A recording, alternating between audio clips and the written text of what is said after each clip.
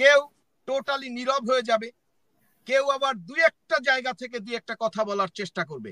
আপনি দুই একদিনের মধ্যে দেখেন, আমি বিশ্বাস করি যে এইবার আর মনে হয় ওইটা হবে না, ওটার আর সুযোগ নেই। আচ্ছা হাসির আক্তার, আমি আমি জাস্ট একটু আপডেট পেয়েছি এই কথা বলার মাঝখানে। আমি আমি আমার সোর্সের সাথে কথা বলতে পেরেছি। এখন আমি অ্যাকচুয়ালি এই যে শেখ হাসিনা দেশ থেকে চলে গেছে, এটা আমি কনফার্ম না হয়ে অন এয়ারে বলতে চাচ্ছিলাম না। আমি আমার বিশ্বাসটা শেষ পর্যন্ত ধরে গেছিলাম।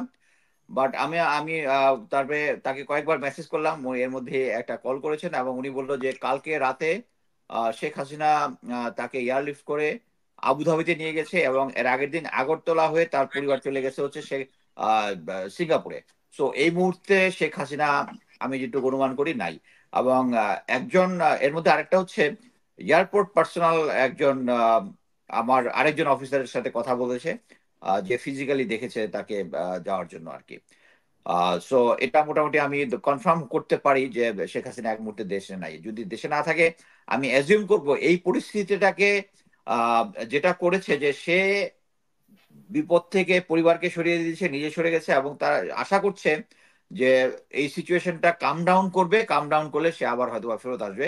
সো এখন আমাদের মনে করি যে আমাদের যে আন্দোলনটা ছাত্র এবং জনতার হচ্ছে, এটা আমরা বিজয়ের দ্বার প্রান্তে চলে আসছি এবং জাস্ট আমাদেরকে কিছুদিন হোল্ড করলেই আমাদের চূড়ান্ত বিজয় আসবে। এবং আমি সমস্ত বাংলাদেশকে অনুরোধ করব এই আন্দোলনকে সাপোর্ট করার জন্য। এবং যতই ইনফরমেশন আসুক, শেখ হাসিনা এখানে আছে ওখানে আছে, এবং as a special force member আমি এটা বলতে চাই যে বিজয়ের শেষ পর্যন্ত যেটা আমরা আমরা ফাইনাল সিগন্যাল টাচ ডাউন এটা না হওয়ার পর্যন্ত আমরা সর্বশক্তি দিয়ে মাঠে থাকবো এবং শেখ হাসিনার পতন ঘটিয়ে থাকবো ইনশাল্লাহ। ধন্যবাদ। আমি আমি ভাইয়ের সাথে অ্যাড করতে চাই যে বাংলাদেশে যে এখন উত্তাল অবস্থা চলছে, এই বাংলাদেশে শুধু না, কিন্তু এটা সারা পৃথিবীতে বাংলাদেশের যত মানুষ যেখানে যেখানে আছে, তারা কিন্তু সবাই এই ছাত্র আন্দোলনের সাথে একাত্মতা ঘোষণা করেছে এবং তারা সবাই এক দফা দাবিতে তারা একত্রিত হয়েছে। সেই ধারাবাহিকতায় আগামীকাল 22শে জুলাই রোজ সোমবার দুপুর 1 ঘটিকার সময় লন্ডনের ঐতিহাসিক ট্রাফালগার স্কয়ারে পুরো লন্ডন নয়, ইউকে বাসী ঐক্যবদ্ধ হবে প্রতিবাদ জানানোর জন্য এবং শেখ হাসিনার পদত্যাগ এবং পদত্যাগের পরে এই খুনের মামলায় তাকে অভিযুক্ত করে বিচারের আওতায় আনার জন্য যে আমরা একত্রিত হব। আপনার মাধ্যমে সমস্ত বাংলাদেশের মানুষদেরকেও আমি আহ্বান জানাই আগামীকালকে ট্রাফালগার স্কয়ারে যেন আমরা সবাই একত্রিত যারা হই ইউকেতে এবং প্রতিবাদ বসবাসকারীদের, জানাই। জি জি, ইউকেতে বসবাসকারী বাঙালিদেরকে, অবশ্য বাংলাদেশিদেরকে। জি আমি অসংখ্য ধন্যবাদ ব্যারিস্টার জাকারিয়া। আমি মেজর সিদ্দিক, আপনার কাছে যেটা শুনতে চাই যে আমরা ভারতের মাধ্যমে বিভিন্ন নিউজ ছড়ানো হচ্ছে এবং অনেকে বলছেন যে অনেকটা গুজব, আবার সত্যি হতে পারে। আপনার কাছে শুনতে চাই কিছু কিছু বিষয়, যেমন ভারতের সৈন্য পাঠাবে বাংলাদেশে, তারপরে ভারতের শিক্ষার্থীদের ফেরত যেতে বলেছে, তারপরে যারা যারা ভারতে আশ্রয় নিতে চায় তাদেরকে যেতে বলেছে, সেই দরজাটা খোলা রেখেছে। এরকম অনেক ধরনের নিউজ, বিশেষ করে ওইখানকার যিনি আছেন সে কি যেন ওনার মমতা তার একটি ছবি, মমতা ব্যানার্জি, তিনি বলেছেন যে যারা যদি আশ্রয় নিতে চায় তাহলে আশ্রয় দেওয়া হবে। তো এই নিউজগুলা কেন? শুধুমাত্র মিসগাইড করার জন্য আন্দোলনকারীদেরকে বাংলাদেশের এক ধরনের কনফিউশনের মধ্যে ফালানোর জন্য, নাকি আসলেও সত্যতা আছে এগুলোর মধ্যে?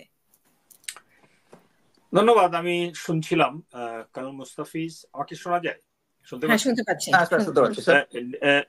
ডিসরাফ হচ্ছিল, তো জাকারিয়া আমাকে শোনা যায়? হ্যাঁ, আমরা শুনতে পাচ্ছি। তো আমি শুনছিলাম এবং আমি ইতিমধ্যে এই 3 দিনের যে অনেকগুলো তথ্য উপাত্ত সেগুলোকে একসাথে তো ডেলিভার করা যায় না। আমি কিছুটা ভাগ ভাগ করে বলবো। প্রথমে প্রপাগান্ডার উপরে কথা বলবো। Propaganda is based on some truth or half truth. মুক্তিযুদ্ধের সময় যখন ইন্ডিয়ান আর্মি চলে আসলো ভালুকাতে, অর্থাৎ ওই টাঙ্গাইল লাইনে, তখন তারা এটা প্রপাগেট করেছিল, অর্থাৎ প্রপাগান্ডা করেছিল যে তারা চলে আসছে টুঙ্গিতে। এবং এই বিষয়টা, এই প্রপাগান্ডা বিষয়টা সিরিয়াসলি প্র্যাকটিস করেছিল হিটলার এবং তার একটা প্রপাগান্ডা মিনিস্টারই ছিল। সুতরাং এই প্রপাগান্ডা আওয়ামী লীগ এই গত 16 বছরই প্র্যাকটিস করেছে এবং এই প্র্যাকটিসের পিছনে ভারতের সিরিয়াসলি কাজ করেছে। আপনাদের মনে আছে যে মুক্তিযুদ্ধের দ্বিতীয় মুক্তিযুদ্ধ করেছিল ওই যে শাহবাগের মুভমেন্টটাকে, তারা বলেছিল দ্বিতীয় মুক্তিযুদ্ধ হচ্ছে। বেসিক্যালি এটা ছিল সাজানো, এটা ভারতের একটা ষড়যন্ত্রের অংশ। একইভাবে আপনার যতগুলো প্রপাগান্ডা হয়েছে এই পর্যন্ত জাতিকে এর মাধ্যমে গ্রিল করে, অর্থাৎ কই ভাজার মতো এইভাবে উল্টিয়ে এই বিদগ্ধ জাতিকে 18 কোটি মানুষকে স্মার্ট করে দিয়েছে। আমি সেই জন্য এই একটি দৃষ্টিতে আমি ভারতের এই প্রপাগান্ডা এবং রয়ের কার্যক্রমকে আমি ধন্যবাদ জানাই যে তারা এই জাতিকে বিদগ্ধ করেছে। বাট জাতি এখন এত স্মার্ট যে আমি দেখতে পাচ্ছি যে নেটিজেনরা, লক্ষ লক্ষ নেটিজেনরা এই ভারতীয় প্রপাগান্ডাকে নেগেট করছে সিরিয়াসলি, হিউমারাসের মাধ্যমে, বিভিন্ন কমেন্টের মাধ্যমে অত্যন্ত সাবলীল ভাবে বলে দিচ্ছে ভাজাকার, তোরা রাজাকার, তোরা প্রপাগান্ডিস্ট, খুব সিরিয়াসলি বলে দিচ্ছে। গ্রামের ছেলে বলে দিচ্ছে তোদের এই প্রপাগান্ডা, তারা বিশ্বাস করছে না।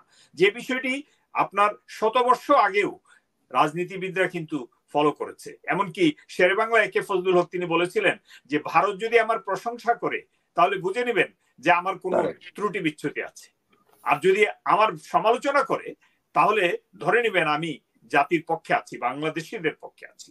সুতরাং আজকে আমার কাছে মনে হচ্ছে যে ভারত মুক্তিযুদ্ধের সময় আমাদের 16ই ডিসেম্বরে অর্থাৎ বিজয় দিবসেই ডে 1-এ যেদিন আমাদের বিজয় হলো সেদিনেই আমাদের সাথে প্রশ্নবিদ্ধ হয়েছিল। আমাদের এই মুক্তিযুদ্ধটাকে তারা আন্ডারমাইন করেছিল। জেনারেল এমএজি ওসমানীকে, তার হেলিকপ্টারকে সেই সারেন্ডার ইনস্ট্রুমেন্টে হাজির হতে গুলি করেছিল, তারা বাধা দিয়েছিল এবং গুলি করেছিল, তারা অ্যালাউ করে নাই। আমাদের ডেপুটি যে ছিলেন ওনাকে তারা নিয়ে 3rd লাইনে দাঁড় করিয়ে দিয়েছিল, অর্থাৎ তাকে বসারও একটি ব্যবস্থা করেনি, একটি সেক্টর কমান্ডারকে দাওয়াত করেনি। সেখানে যদি জিয়াউর রহমান থাকতো আমার বিশ্বাস তিনি বলতেন you stand right and left, I will stand in the middle and let me sign first and you sign then later on. So actually বীরের প্রয়োজন, নেতার প্রয়োজন, এবং সেই নেতৃত্ব প্রমাণ করেছিল জিয়াউর রহমান, প্রমাণ করেছিলেন 75-এ এসে যে তিনি জাতির পক্ষে, মানুষের পক্ষে, মানুষের জন্য, জাতির জন্য তিনি একজন সিংহের মতো আবির্ভূত হয়েছিলেন। তিনি ভারত আজকে এত কথা বলে, তিনি দায়িত্ব নিয়ে সিপাহী জনতার বিপ্লবের মাধ্যমে তিনি যখন রাষ্ট্রপতি হলেন, তিনি বৈধভাবে ইলেকশনের মাধ্যমে জেনারেল ওসমানীকে পরাজিত করে যখন রাষ্ট্রপতি হলেন, প্রথম ভিজিট করলেন ভারতে, এবং ভারতে তিনি পা রাখলেন এন্টার দি ড্রাগনের মতো। এবং সেখানে সঞ্জীব রেড্ডি রাষ্ট্রপতি হিসাবে বলেছিলেন যে হি ইজ ভেরি স্মার্ট, এবং ইন্দিরা গান্ধী পাশে বলেছিলেন, এটি রাষ্ট্রপতির যে অ্যান্টারিস্ট ছিল মিডিয়া পারসন তিনি পরে লিখেছেন, এবং তিনি বলেছিলেন যে he is not only smart. Indira Gandhi বলেছিলেন তিনি not only smart, he is very intelligent and courageous. সুতরাং আজকে সেই ইন্টেলিজেন্স অ্যান্ড কারেজিয়াসের যে দল বিএনপি, তাকে এই 18টি বছর নির্যাতনের চরম শিকার হতে হয়েছে। লক্ষ লক্ষ মানুষ তারা পথে বসেছে, তাদের বিজনেস নেই, তাদের চলার সুযোগ নেই, কারো 300 কারো 400 কেসে তাদের কোর্টে হাজিরা দিতে হয়। সুতরাং এই বিদগ্ধ বিএনপি এই প্রথম এইবার এই ছাত্র আন্দোলনে, আমাদের ছেলেদের আন্দোলনে, যারা তাদের জীবনকে তুচ্ছ করে, যারা আত্মাহুতি দিয়ে, যারা একটি সারপ্রাইজ ট্রান্সফরমেশন অফ লিডারশিপ দেখিয়েছে, এই 21শ শতাব্দীর যদি কোনো ট্রান্সফরমেশন দেখাতে হয় সেটি তারা দেখিয়েছে। সেটি কি?